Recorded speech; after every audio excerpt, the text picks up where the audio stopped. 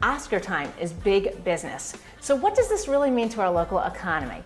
Well, each of these people is a brand. So let's start with them as a brand and then expand out. For that night, to get there, they had to have someone write the script that made them famous or that won them that Oscar.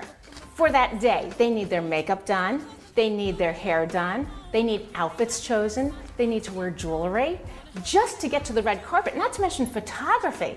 I mean, everything that you can imagine is a side business for somebody to get to that Oscar night. You have an entire PR machine involved. Each of these people has a fan club. Well, think about what it takes to run a fan club. You have to have e-marketing these days, you have to have tech support.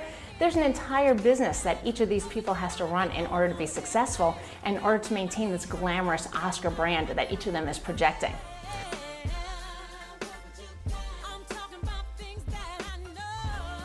So we want our kids to go into those spaces. They get the entry-level jobs, and that's great.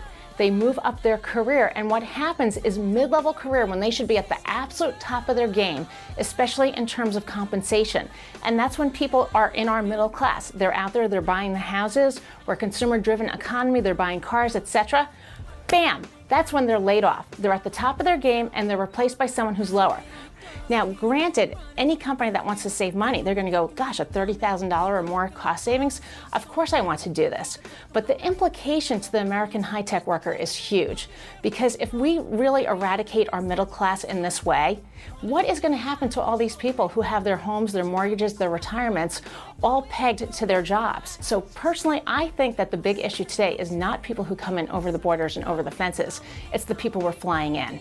Very oftentimes, people find themselves in a job, and you know what? They don't like it.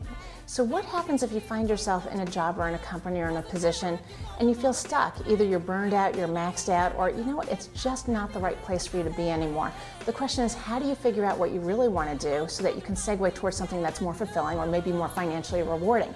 Resumes today have to be tailored for every single job you apply for. The biggest fallacy is, oh, I just have one resume, let me send it into, all of 300 jobs I've found and applied for. Another is going in and blowing the interview. People go in and blow interviews all the time. I mean, it's hard enough to get an interview, let alone go in and not do your best. So you want to make sure you look as professional as possible. You want to research the company. Maybe you want to Google or do an internet search, not just on the company, but on the names of the people that you're actually going to be interviewing with. Find out as much as you can about them.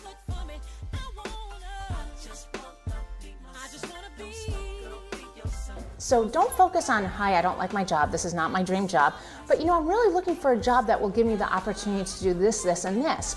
And just start talking about it and thinking about it, and I can promise you that in no time, that job's gonna be there for you. One of the rumors I hear all the time as president of a staffing agency is that there are just not enough good people out there. And that is so erroneous. Major companies have thousands of jobs posted out there, and every single company gets truly thousands of resumes for every job.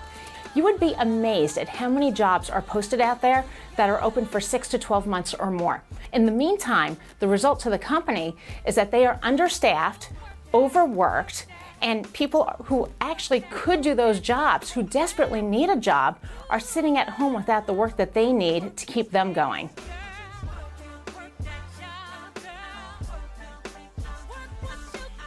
Kim Basinger, Billy Joel, Wayne Newton, Donald Trump, Toni Braxton. The list of celebrities who have declared bankruptcy is huge.